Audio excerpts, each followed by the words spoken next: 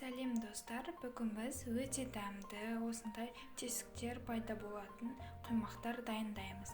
Ол үшін ыдысымызға жұмыртқа, қантты, сұйық майды салып, жақсылап араластырып аламыз.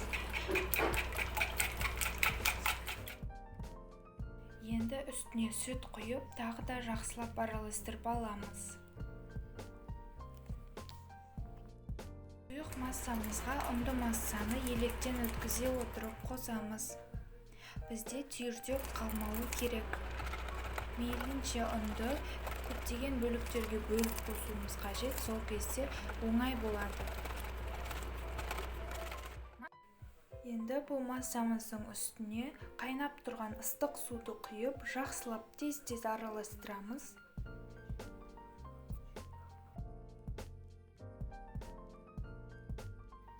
Сұйықтығы видеодағыдай болуы керек. Енді бұл құймақтарымызды қызып тұрған табада екі жағы қызарғанша пісіреміз.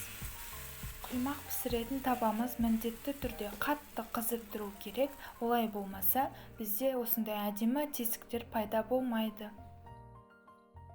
Құймақтарымызды қалауымызша сәндейміз. Мен ақ шоколад бетіне құйып, үстіне малина қойып шықтым. Бұл құймақтарымыздың ішіне әртүрлі салма салуымызға да болады. Бұл құймақты таңғы асқа жесеңіздер өте дәмді, күшті болады. Міне осындай күшті тесіктер пайда болып піседі. Дәл осы рецептпен жасап көріңіздер. Сіздермен болған Раушан.